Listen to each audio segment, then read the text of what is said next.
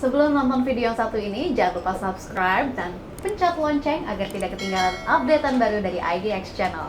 Pak Irwan, bagaimana perkembangan pasar modal syariah Pak di Indonesia sampai dengan saat ini dikatakan tadi satu dekade kebangkitan pasar modal syariah Indonesia?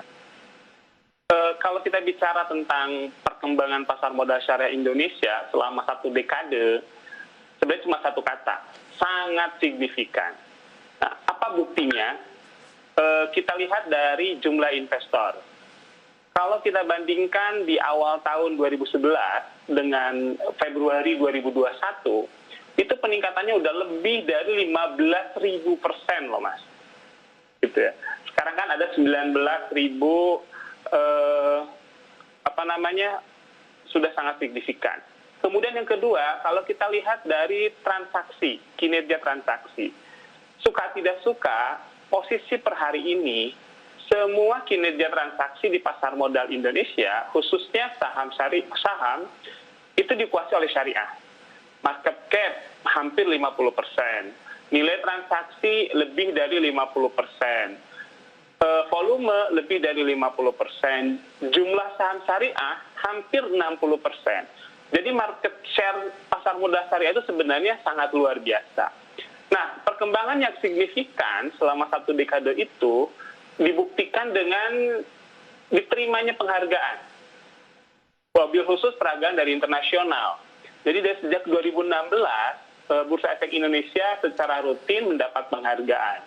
Puncaknya 2019 dan 2020, pasar modal syariah Indonesia disebut sebagai the best Islamic capital market in the world. Itulah sebabnya kami mengklaim bahwa tahun ini adalah 10 tahun kebangkitan pasar modal syariah Indonesia. Sebenarnya apa yang melatar belakangi era kebangkitan pasar modal syariah Indonesia ini, Pak Irwan?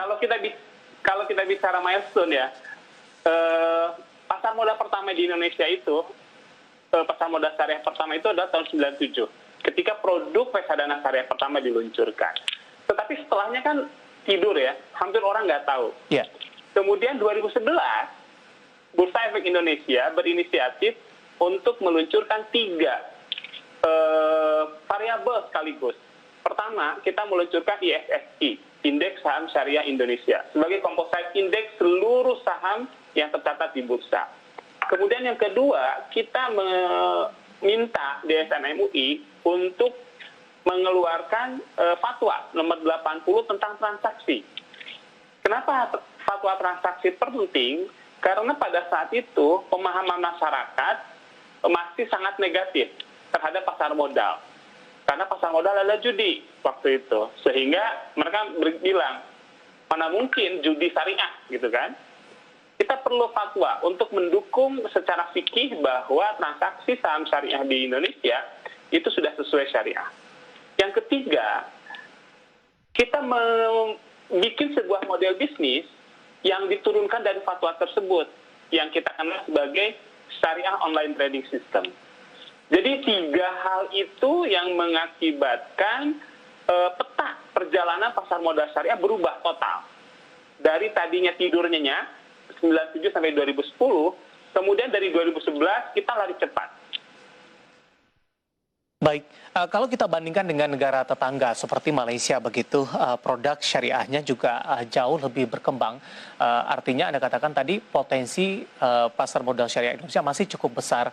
Pasar yang masih belum digarap juga masih terbentang cukup luas. Artinya effort yang akan kita keluarkan ini akan cukup besar ke depannya, Pak Irwan. Betul banget. Jadi kalau kita lihat potensi pasar, kita itu the best lah, the biggest lah. Kita terbesar di dunia dari sisi potensi. Tetapi memang karena pertumbuhannya itu kebangkitannya agak terlambat, sehingga kita perlu lari cepat. Itulah sebabnya stakeholder Indonesia untuk pasar modal syariahnya itu sepakat perlu melakukan terobosan-terobosan, perlu melakukan inovasi yang dibarengi dengan landasan fikih yang kuat. Sehingga kita bisa mengejar ketertinggalan. Itulah sebabnya kami fokus mengembangkan retail market dengan tetap menggandeng DSN MUI untuk memperkuat sisi fikihnya. Iya.